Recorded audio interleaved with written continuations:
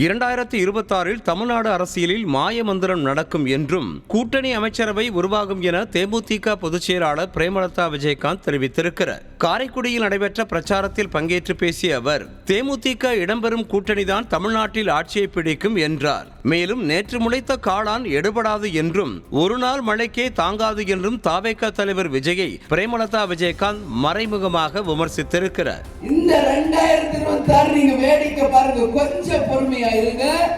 என்னெல்லாம் மாயம் மந்திரம் நடக்குது இந்த தமிழ்நாடு அரசியல்ன்றத நீங்க அன்னைக்கு ரிசல்ட் வரப்ப புரிஞ்சுக்கணும். இதுவரைக்கும் தமிழ்நாட்டுல கூட்டணி மந்திரி சபை நாம பார்த்திருக்கோமா? இல்லை. கூட்டணி மந்திரி சபை என்றால் ஆட்சியில் அனைவருக்கும் பங்கு, அனைவருக்கும் அமைச்சராகின்ற உரிமை நிச்சயம் இந்த தேர்தலில் உருவாகும். அதுல எந்த மாற்று கருத்தும் இல்லை.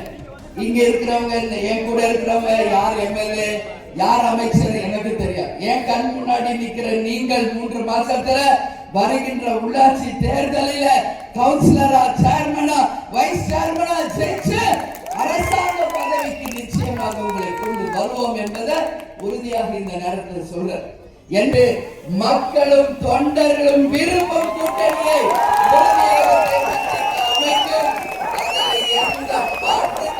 யாருக்கும் தேவையில்லை. உறுதியாக இருக்கிறோம், தெளிவாக இருக்கிறோம்.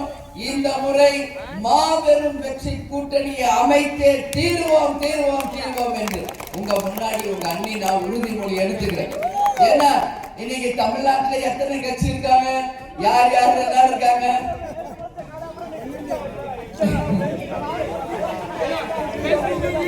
யார் அப்படிலாம் ஒண்ணு வர முடியாது. நேற்று பழச்சக்காரங்க இங்க ஒன்னும் எடுபடாது. சரிங்களா? ஒரு நாள் மழைக்கே அது தாங்காது என்பதை நான் சொல்றேன். இது ஆலம் விருட்சம் தலைவர்